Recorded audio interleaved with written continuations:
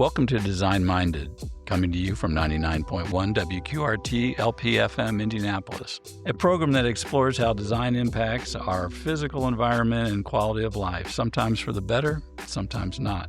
I'm your host, Lee Alig, an architect and developer, with collaborator Steve Mannheimer, an artist and professor emeritus of informatics at Indiana University, Indianapolis. Today we're joined by Lars Lawson, the founder of Timber Design Company, a branding, marketing, and graphic design business, in addition to Timberjack Goods, a retail product enterprise flourishing in stores and online. The common denominator is his passion for the outdoors and wilderness preservation, which is very much part of his design ethos. With this, I'd like to welcome Lars Lawson. Thank you. Glad to be here. So, Timber Design and Timberjack Goods keep you busy enough, I'm sure, but your true passion emerges with your non-commercial projects, namely the art of politics. Can you tell us more about that?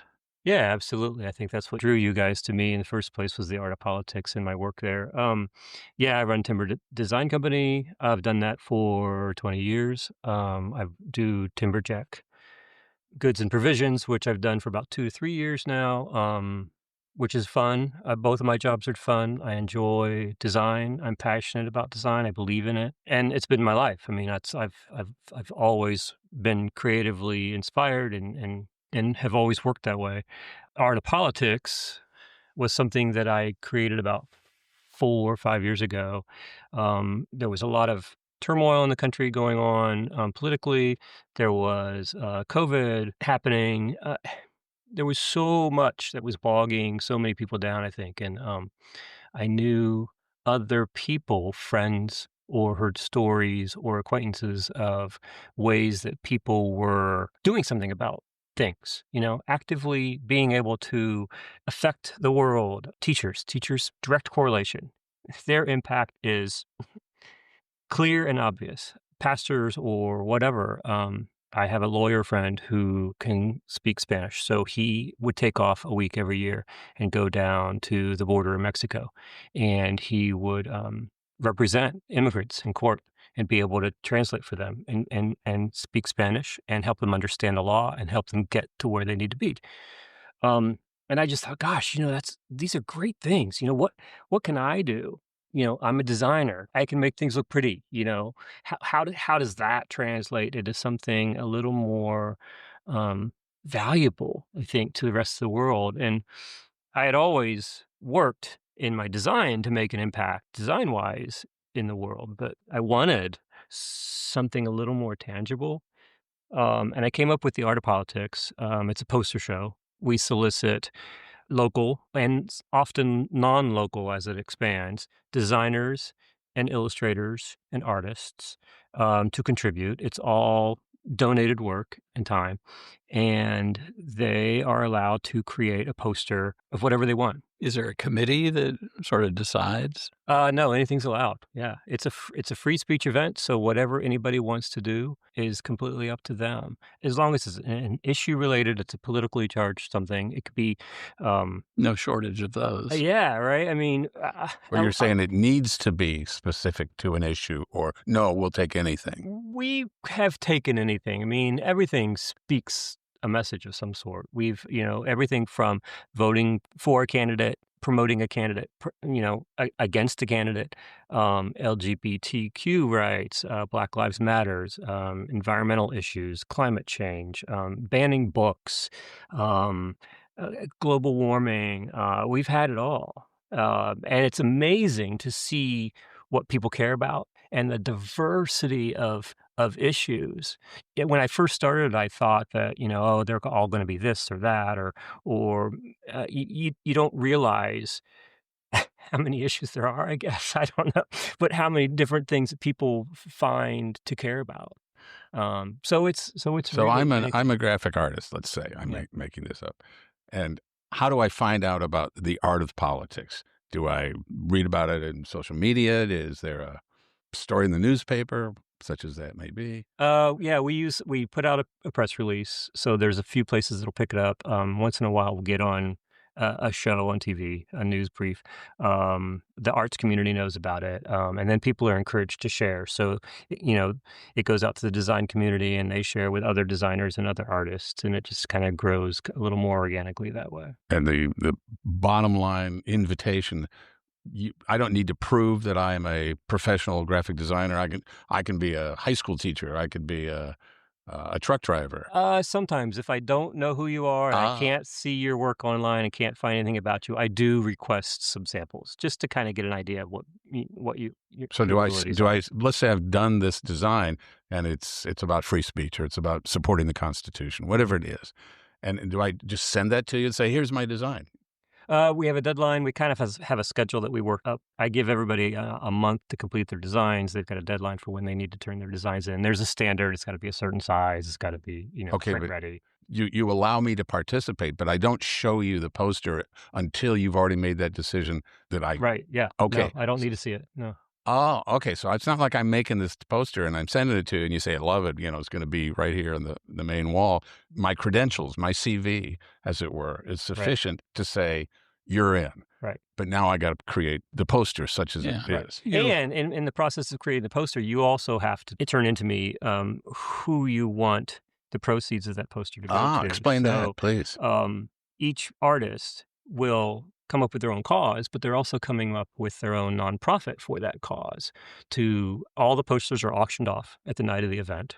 We raise money. So it's not just a digital product. I have to actually have a paper printed poster that is someone takes home 24 by 36, 18 by 24. Right. We handle the printing. So all you're doing is giving me a digital file. And it's a standard size. It's 24 by 36. Everybody's sticking to the same format. You send me the digital file. We have them printed and framed. We hang the show. Oh, okay. You got to explain all this stuff. Yeah. And then there's a little write-up next to who they are, what their cause is, a little bit about their cause. And everybody at the event can bid online on the posters and take them home at the end of the night. And then, so you don't have to be at the event. No, you don't even have to be at the event. And whatever money that poster raises, 100% will be donated to that cause. That was chosen by the artist. 100%. Got it. Yeah. So I want to support the Constitution, and I am a legitimate professional graphic designer, and I submit my CV, and you go, we love you, Steve. You can do this. And at that point I say, and I'd like to make my poster about the Constitution, or I don't have to tell you until I just. Yeah, no, you don't even have to tell me. As long as you're committing to do the work, you've got a month and you. So how long has this project been in motion? This will be the 5th year. Okay. Yeah. So we're growing and it's good. I think originally we had just under 30 artists participate in the very first year. And now we're over 60 in a matter of 4 years. That's great. In those 4 years, we've donated over $10,000 to tons and tons of different causes. So it could be anything. It could be the ACLU. It could be the animal shelter. It could be homeless shelter. It could be yes. Could it be a political party? It could be a political party, yes. Yeah. If I decide. And on all those things we've donated. We've donated money to the animal shelters. We've donated money to the immigrants. We've donated money to the political parties. It's completely up to them. And it's so great to see that diversity. The interesting thing is I've always said it's a freedom of speech event. Designers tend to be liberal leaning.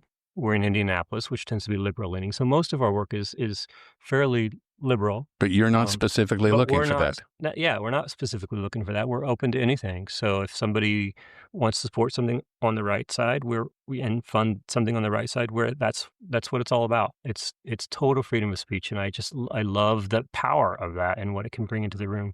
Excellent. Absolutely. Is there any other offshoot of this? Do some of the posters get reproduced? Yeah, we don't. No, we just do the one-offs. Okay. Mm-hmm. And we auction them. So let's say I do the Constitution and I give my money to the ACLU, whoever, and can I wake up 2 months later and say, I'd like to print up a bunch of these, see if I can sell them at an art fair? Yes. If it's as the artist, it's your work. Okay. We've used it for the one night. We've auctioned off that poster. It was framed. At the end of the day, it's still your work. If you want to do something else with it, you can. Yeah, absolutely. Okay. What are some of the more memorable ones over the last 5 years? Oh, gosh. Tell them they can go to the website. Which website? Which is an interesting question because people are buying these posters, and a lot of times they're buying the poster to put it up on their wall. but a lot of times they're not. A lot of times they're just supporting the cause, because some of the posters can be pretty graphic. I mean, last year we had a naked Clarence Thomas sitting on a toilet. Who's going to put that on their wall?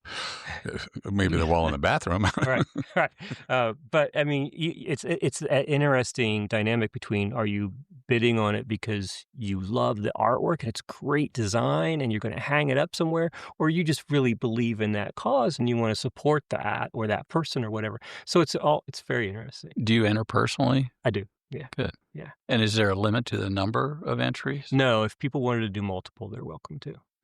Great. We always have, one of the ones that I did first off was just a poster of the First Amendment.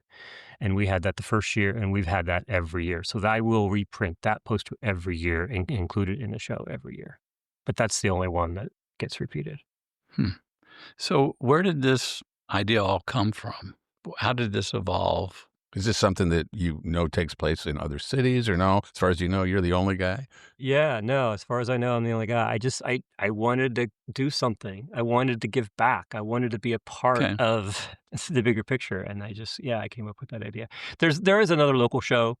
It's the Bigger Picture Show, which is a movie poster show. It's set up a little bit similar. They can have contributing designers that they have do posters, and they have a one-night event, and they auction them all off, and that goes to one cause. The Indie Film Fest. Indie Film Festival. Right. Yeah. So it's their So it's a little benefit. similar to that. But with the art of politics, it's like the freedom of it is so releasing to a lot of people. It's like they can pick their own message, their own design, their own cause. And it's nice that it's so varied. And this year, give us some dates that people listening say, "Oh, I want to do this." And so my first deadline is what? Yeah, we haven't even established those deadlines yet for this year. But in June, there are going to be requests going out, just kind of an awareness thing. A deadline to commit will be towards the end of July. The deadline to turn in your artwork will be the end of August. And then the show itself will be September 26th, Friday night, at the Factory Arts District in the Schweitzer Gallery. Oh, and how big an event is that? People bring their families. People bring their significant others. Yes. Anybody's welcome. It's a public event. It's open to the public. The Schweitzer Gallery has a following. All the artists contributing. They all have friends and family and people, to drive interest and create an audience. So it's fun because when you've got 60 people participating in a show, then you've got all those little arms out there, and each of those 60 people brings along 2 or 3 others. Right. It's a fun event. I mean, we've got live music. We have food usually. Well, now you're talking. It's a party. Yeah. So who brings? And on the auction is online, so you don't even have to be there at the event to be able to bid on a poster. Be pretty fun to be there, I think. Yeah. Being the 5th year and being able to look back and seeing that we have made a significant dent and we have donated some serious amounts of money makes me feel a little better about, my involvement and being a designer and being an artist and contributing to the bigger picture as a whole. I like that. Yeah.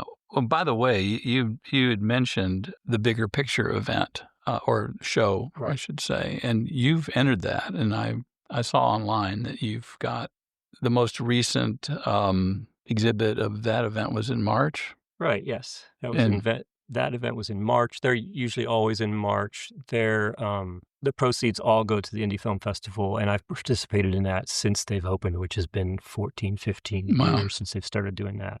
So their event is structured in the sense that they send out a list of movies based on their theme, maybe 200 to 250 movies. Everybody gets to pick 5 of those movies off that list that we would be interested in. So we turn in our top 5, and then they tell us which one of our 5 we actually get to do. So, I mean, if 10 people submit Star Wars, then only one person's going to be able to get that. So they have to juggle out that. So there's a process to that. And it's a set list. But I participated in that for about 50. Yeah, I saw you had a poster of the Orient Express. Yeah, Murder on the Orient Express. Right, it was very nice. Thanks. Now, are those sold? Those are auctioned off, yes. So there's just one original that's sold, so there aren't copies of those either, just online. And usually not. So even after that, artists aren't usually allowed to copy because there's copyright issues. So when you're doing a movie poster with a likeness, then you're allowed to do a one-off. You're not allowed to do multiple. So So they've got a few yeah. more restrictions with theirs. You can't do Star Wars. Just one you can do. Right. There can be only Because then one. it's a piece of art. Ah, Got it. So obviously what fuels your ability to do these other events is your business says, and that's Timber Design, and that's more of a branding, marketing, and graphic design company. Interesting clientele. You want to tell us just a little bit more about? Yeah. I started Timber Design Company about 20 years ago. I'd worked in publishing originally, fresh out of school. I moved to Indianapolis and got into advertising. where'd you go to school? Anderson University, Okay. which at the time was a really good graphic design program. They were putting out a lot of great designers, and they don't have that program anymore. Oh, oops. Which is sad, because there was a lot of talent coming out of Anderson University. Well, once you left, everybody figured that's it. Right. Well, I did my internship out of Anderson at Warner Press, which was basically right across the street. And it's a publishing company. And I was the first student ever to get in the doors of Warner Press Publishing. They were pretty blown away by the fact that I had crossed that barrier and got to do an internship with Warner Press when Warner Press had never considered students prior to that. So then you graduated from Anderson. You moved to Indianapolis. Are you from Indiana? I'm from Ohio originally. Oh, okay. I grew up in Ohio. I came over here to school at Anderson, and have been here ever since. So, and I was in Anderson for 10 years, which included school, and then moved to Indianapolis to get into advertising, worked advertising agencies for a while, and then spun off and started my own business. Who do you work for? Pearson, Crahan, Fletcher, England. Sure. Yeah, a big firm up on the north side. Ron Pearson. Right. Yeah. Ron Pearson. That's where David Young and Jeff Lermore were too, I bet. A lot of people, A lot of people came out of that place. And Scott Johnson and Bruce Dean. And a lot of people went through Pearson. It was a good company. Ron's a good guy. So when you opened up Timber Design, what did you, who were your clients? Who were you trying to pursue? Or what kind of work were you trying to pursue? When I first started it, I don't know that I had a good plan. I didn't think I knew what I was doing. You just wanted to be independent. There was an old friend of mine who was an old client from Pearson, who had reached out to me and said, "Hey, we're looking for a new agency. Our agency just closed their doors. Would you be interested?" And I had just made the decision to start Timber, and I was like, "Yeah." Huh? Yeah. So, I hit the ground running with that and became the agency of record for his company and worked with them for 3.5 years, which really got me established. He worked for a hospital, so I was doing hospital work, marketing. And so when I first started, I was doing a lot of hospital work, institutional work, universities, more corporate stuff. And that was my bread and butter for many years. Financial crisis hit in 2008. Mm-hmm. I didn't miss a beat. I kept working through all of that. But around 2010, some of my clients were changing. People were leaving, people were coming and going. So my business sagged a little bit. And I thought, well, gosh, what? Now's a good time to kind of reinvent myself, I guess. I wanted to start doing less institutional work and find clients that had a little more creative lean to them. So I kind of repositioned myself and started doing a lot of local breweries and coffee shops and restaurants and a lot more local focused, smaller businesses with more personal relationships, where I could build brands from the ground up. That became who I was. It defined me a lot. Right. One of my favorites, unfortunately no longer in business, is Blackacre Brewery. But there was North End Barbecue and Late Harvest Kitchen, which is still around, and New Day. Right, New Day Craft Meat and Cider. Right. And then, of course, Hubbard and Craven's, which is still going strong, and White Bison, which is, what market is that in? White Bison is in Nashville, Tennessee. Okay. So I didn't think Hubbard and Craven sells coffee to them. Okay. So it's... Yeah, so that was a connection I got through Hubbard and Craven's. It's great. But they have exploded down there. They've got White Bisons all over the place now, which is nice. Great. But I was doing Punch Burger. I was doing liquor packaging for Big Red. So it was nice to build those brands and to get that recognition locally. It was fun work, and I was able to build these brands and work personally with clients, and winning all kinds of awards by it. I get to brag about that a little bit. I get calls all the time from people wanting to come work for my company, and I'm like, I don't have. It's just me. I'm not employing anybody, and I would enter design competitions locally and nationally, and would win and. A lot of stuff. I've won hundreds of awards, and I was blowing people out of the water locally, like any agency in town. I was single-handedly winning more awards than these big agencies in town. Right. No, I've noticed online, you have 3 gold national awards and 2 local best of shows. What have you won for that people might recognize? Oh yeah, I saw that. I was at New Day. New Day Saturday. stuff. New Day stuff had won a big award. Blackacre stuff had won. Hubbard Engraving stuff had won awards. Yeah. Wow, that's great. Well, so in addition to the branding in the beverage business, you also have Visit Indy as a client? Yes, I do work with Visit Indy. I specifically Discover White River. I do a lot of work for them. I have done some work with Visit Indy. After COVID, restaurants and brewery business was slowing down. Yeah. So I had the opportunity to rethink, okay, now who do I want to work for? And I think I started shifting some of my focus to like parks and rec, a little more outdoors, outdoor rec companies, nature-driven businesses, and had a chance to start doing more work that way, to lean that way. And through that, I did some work for Colorado Symphony, actually. The Colorado Symphony, yeah. They wanted a very outdoorsy kind of adventure-themed season. And so I designed all the logos for their entire season and a title logo. And Visit Indy saw that and wanted something similar. So I've been working with them on the Discover White River project. They have interest in claiming the White River as a national site. So they're working towards national site status. What does that mean? If I'm a national site, that means... Well, there's national parks, there's national forests, there's national lake shores, there's National Registry of Historic Places, battlegrounds, and there's other, I think, that are just national sites. I think there's a site in Ohio that's like Indian burial grounds or something, or mounds that's a national site. So Visit Indy is working to get a stretch of the White River declared a national site. And we're working towards that means. So we created a whole bunch of logos and branding and visuals for them. In general, would you characterize the Indianapolis graphic design professional scene as aesthetically conservative? Oh no, we're big risk takers. Some of the stuff, you'd be surprised at how receptive clients might be to off the wall ideas. Or well, maybe not. You tell us. Yeah, aesthetically conservative. I believe that. I see things a little differently working for myself and not being at a big agency anymore. I tend to think agencies have kind of become yes men.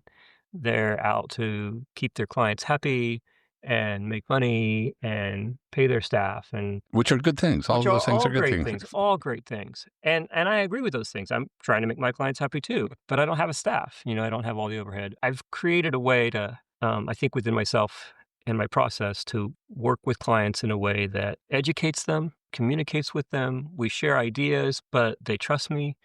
They've seen my work. They let me create for them. And I think that's sometimes what's missing in the agency world these days. Do clients come in, or potential clients come in and say, my son whipped this up on PowerPoint, and I think it's pretty good. If you could just sort of fine tune it a little bit.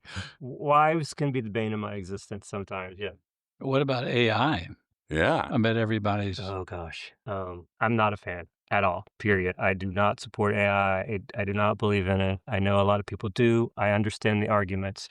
I think it will destroy a lot of things. Well, argue or not, people are doing it because they think they can save money, right? Right. Yeah, we're about to see a tsunami of mediocre... Right.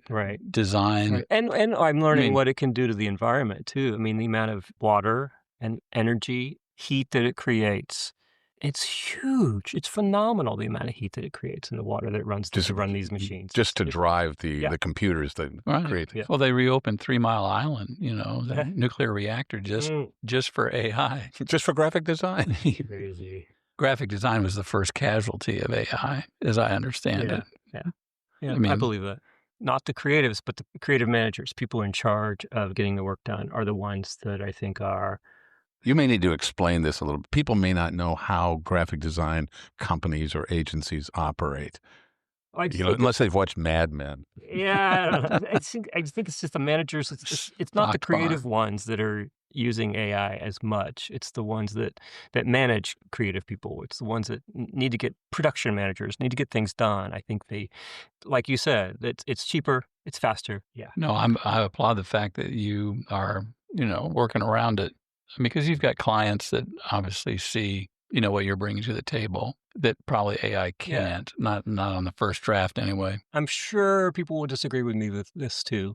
And I'm sure there's tons of amazingly talented people out there using AI. But I think it's also a lazy solution. A lot of people that maybe not have the talent to execute something the way they want will turn to AI to accomplish it, to get something done. And that sucks. Mm-hmm. Yeah, I believe in the creative process. I believe in the value of creativity. I believe in the human condition and art and the power of what that brings. If I walked in and said, I went to AI and I said, design a menu for a coffee shop, but I didn't tell you that. And I walked in and you said, well, it's okay. But would you automatically be able to tell this is clearly done by AI, or it's just the guy's an amateur? But it's most not time, yeah. I mean, most AI right now, you can still tell it's AI. I don't think it'll stay that way. I think it's going to get better, but that's not the point. Okay. You mentioned Visit Indy. You did a Sargent Road Nature Park program too? Yes, I worked with Ben Miller at Sargent Road Nature Park and created the branding for them. Where is a whole Sargent? series of logos. Is that the 86th and Sargent Road. Oh, okay. It's near Geist, right? Yeah, kind of over there east. Beautiful park. I thought maybe you were talking about Fort Bend. Very passionate about what he's doing out there. Lots of wildlife. Did they build in that gate? Small little area? I designed the gate. I know. I saw a picture of it, but I couldn't tell if it was AI or whether it had actually been built. Yes, it was actually built. Okay, great. No, it looks very nice. Thank you. If I'm a business and I hire you and I say, I need a complete graphic overhaul, and that includes everything. I mean, you tell me, from the napkins to the design of the coffee cups, the menu, the signage on the outside, the website. Is it 20-part thing? It's not just like, okay, here's your logo, see ya, or it just depends. Right. If you're looking for that full package, if you're looking for a big brand, it's a process. I mean, it's a lot of listening.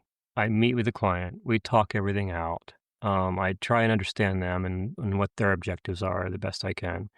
And then we go away, and then I typically would follow that up with a questionnaire, which might repeat some of the same questions, or it might have some different questions in it, but it allows us to get away from the conversation that we just had and gives the client time to really think longer and harder about those answers and see if what they told me sticks. Does that work for smaller companies too, or is that kind of program reserved for like banks and insurance companies? No. It works for small companies too, and Lilly absolutely. and all those. I do it with pretty much everybody. Okay. But yeah, there's a long process, and usually if I'm creating a logo, my thoughts aren't going to stop at just this logo design. It's usually going to come with some ideas in a package and some pieces and parts, and here's what you can do with it, and here's how you can expand it. And I usually do that anyway, whether they want it or not. So a lot of talking, as you just said. That means I come in, whether it's a coffee shop or a bicycle shop or a bookstore, and you would ask me, okay, Steve, how do you want your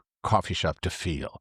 Absolutely. It is, because people have personal opinions. Sometimes you have to separate the personal from the professional. I don't think everybody at Starbucks loves wearing green, but that's the Starbucks color, and so you go with it. You have to build that brand, and you have to stick to that brand. So just because somebody likes purple doesn't mean that your brand needs to be purple. We're gonna. But people do walk in and say, my favorite color is purple, so I want this whole bike store to be about purple. Well, and that's okay if it makes sense. That's fine. That's fine. Understanding what's important to them. Maybe being able to rule out what might not be important to them, or what I could shift into something that's more important to them. I believe in listening, but I also believe in talent. What does that mean? Interesting comment. Yeah, I think there's a lot of people in the design world. So talent varies, it's like anything, music, sports, whatever. You've got good players, you've got great players, you've got celebrity players, and then you've got bad players. So practice and learning and experience all means something. You can learn a lot in the design world, but there's talent too. talent speaks for itself, and I think it's got to be a combination of all those things. Um, I think so many times people forget the talent part. They think, oh, the experience and perseverance and hard work is going to get the job done, and it might get the job done. It might get the job done okay. It might get the job done good. But I think talent weighs a part of that. I think talent is there for a reason, and talent's going to separate the good from the great. So That's well said. as Lee said earlier, there's a lot of mediocre design out there, whether it's AI generated or not. Right. But just because you graduated from art school or you have a degree in graphic design doesn't necessarily mean you're talented. But chances are you wouldn't have stuck with it if you didn't have some form of passionate commitment that sometimes looks like talent. Right.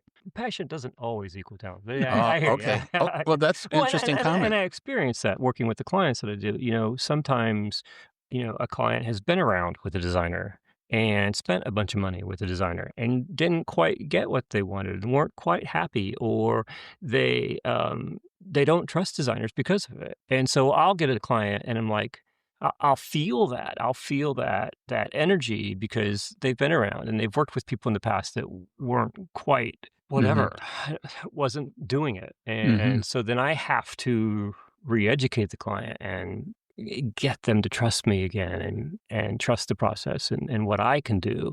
And at the end of the day, then I rely on my portfolio work to speak for itself.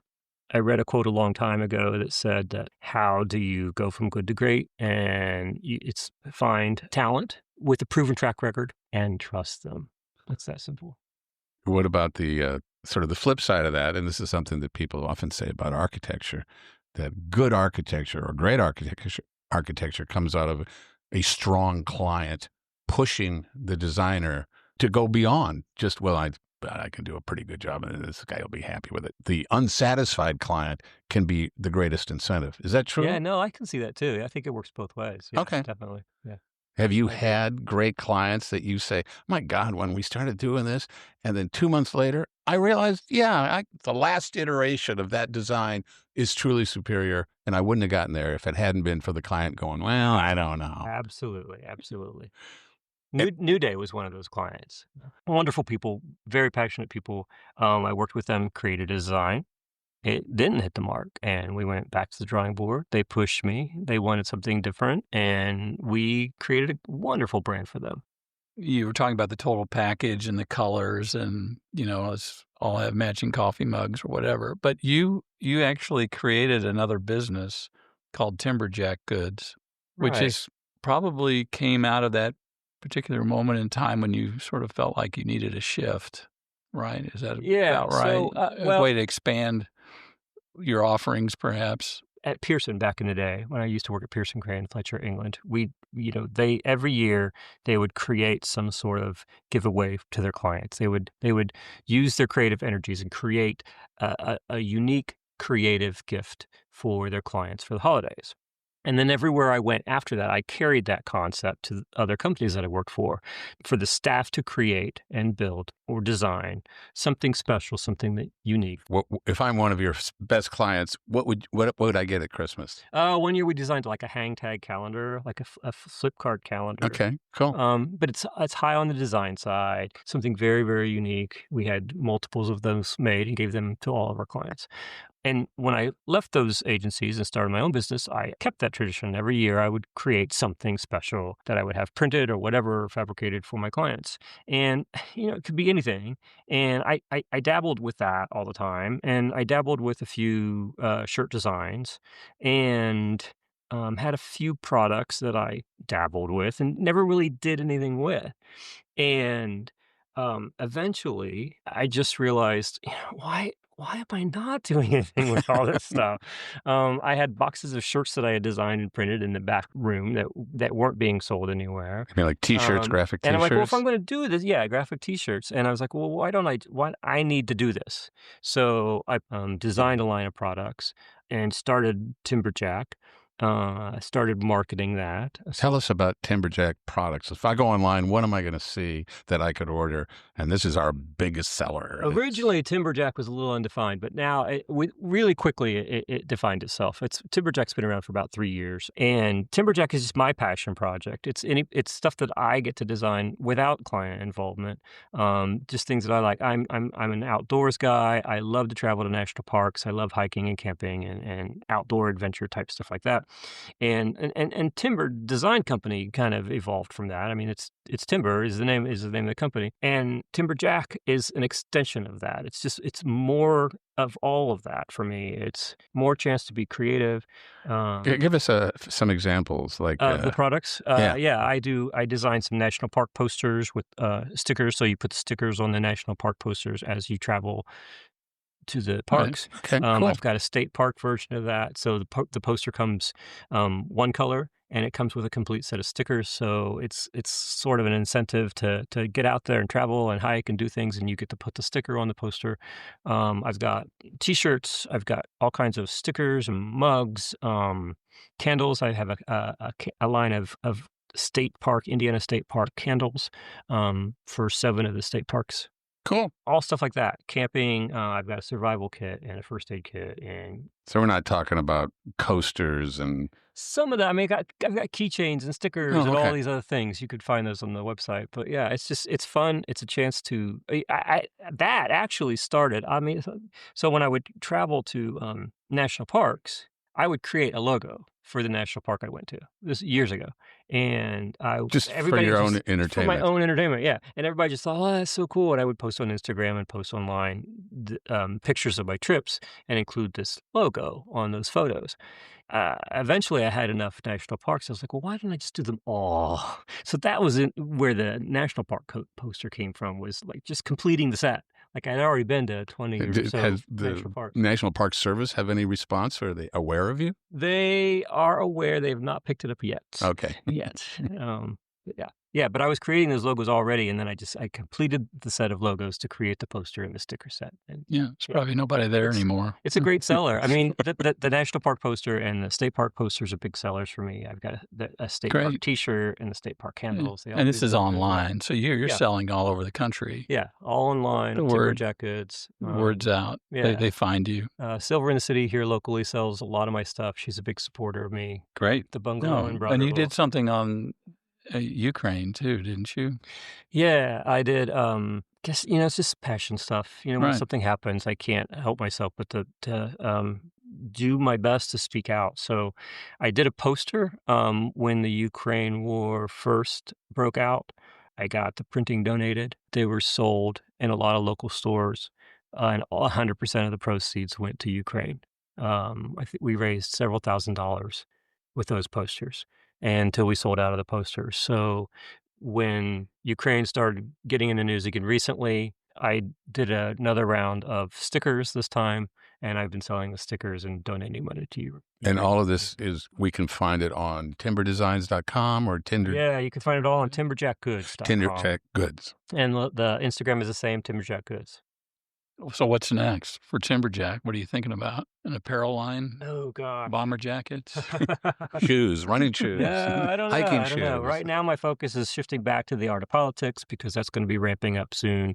We've got several months of call for participation and call for entries, and then the show in September. So that's where my focus is starting to shift right now. And you do this all 100% yourself, or have you enlisted a few? I enlist a few friends and supporters and volunteers once in a while, but it's all me mostly. Yeah, that's great. I'm looking forward to it. And the show will be, did you say September 20? Yeah, Friday, September 26th. And Factory Arts. The Factory Arts District. How long will it be up? We're looking at keeping it up for the weekend. Okay. Usually it's a one-night event, so at the end of the night, everything comes down. But we usually leave the bidding open through the weekend. This year, we're looking at keeping the show up for the weekend. So if you didn't make the Friday night, you can at least get over there on a Saturday or Sundays and check out the... And it's all online as well? Yes, it'll all be online. Mm-hmm. Yeah. I went to art school back in the late 60s and 70s. And of course, we had Vietnam and all sorts of things to be upset about. And there was always some discussion among artists that, your number one responsibility is to the quality of your art. It's not to politics. That's fine if you want to do the politics too, but just because it's the right political message doesn't mean it's really good art. And that sort of waxes and wanes as the years go by. Obviously, the war in Vietnam was an electrifying or galvanizing national experience. Do you find that your professional peers, I just want to do my design work, politics is fine, but it scares people, it turns people off, or no, you'd be surprised. Everybody has a sense of, I want to do something, as you said earlier. Most people seem to have a sense to want to do something, which is nice because I didn't even know how it was going to take off. I didn't know if it was going to work or how it was going to work, but it has. People are passionate, and I don't think that's just designers. I think that's everybody. Everybody wants to, right now, everybody feels it. Everybody wants to be able to do something. Sometimes we feel like our hands are tied, and as designers, you know what? We can create art. We can create protest art or whatever, and that's a very powerful thing. I think art is power. Design is power. Art is our voice, and that's the voice that we have, and that's what we can do. When you're not serving clients and working on all these projects, what do you like to do? You're an outdoors guy. I assume you're off on some mountaintop. Right, off on some mountaintop, yeah. I'm not a beach guy. I don't tend to be a beach guy. I don't spend a week relaxing in the sun. I'm usually out doing something. I'm hiking and camping and going somewhere. I just went to Hawaii this year. I was looking to get a couple of national parks in, and I like to travel in April because it's my birthday month, and I'm running out of national parks to go to in April that are open, or you can actually get to in April because of snow or whatever. And I was like, well, there's 2 national parks in Hawaii. They don't get a lot of snow in Hawaii. A little bit. But A little lava, though. Yeah. So, but that's what I was doing. I wasn't, on the beaches in Hawaii doing a lot of ocean stuff. I was hiking the volcanoes and camping up in the mountains. And obviously, you must read sometimes some things. Are there books about design or about... The books that I'm reading right now are more about outdoors and nature and national parks. So I was reading Connor Knighton's Leave Only Footprints. He took a year off and traveled to all the national parks. Well, you're going to have to work on one yourself. Yeah, there you go. You can tell the story of the art of politics. Yeah, actually, I do. I would love to, as the art of politics evolves. This will be our 5th year, and it's a poster show, which is great because I never knew that would be as successful as it has been. But now I'm already thinking, like, what's next for the art of politics? How do we get that outside the walls of a gallery?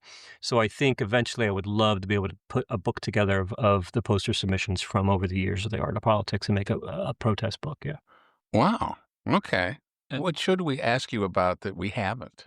Design to me is design, and I think if you're good at design, and I think that translates into other parts, it spills over into other parts of your world, and so I can bake. Okay, and I can make some pretty fancy pies. All right, people think, oh no, you're such a great baker, or you should do something. I'm like, no, I'm not a baker. I'm just good at design. I can design a cake. Design a great apple pie. Oh, your house is really cool, and it's really. Can you come design my house? No, I'm not an interior designer. That's just me. That's just what I do. So yeah, my design spills over into a lot of aspects of my life, and people carry that somewhere that I don't always want to go. Have you ever had the idea that you should design an apple pie? I'm just picking on apple pie because everybody knows it. But, it needs to be square and it needs to have a certain kind of layer on top. Have you ever done that? I said, that is a pretty unique apple pie. Yeah, doing different things with crust and mixes. Or, okay. Whatever. Toppings, yeah. Yep. Well, now I'm making me hungry. Well, Lars, this has been a great opportunity to finally sit down and meet with you. I'd always wondered who did all that work thank you. For Black Acre. Now I know. Yeah, I've had the opportunity to have some great clients, some design-driven clients that valued the process. You want to shout out to? Well, we've talked about, because they'll be upset if you don't. So we talked about New Day. Great big shout out to Tia and Brett, who are now living in Florida. Yeah. So what should we, do you have something, I know we talked about this a little bit, but are you bracing yourself for something big next year? I'm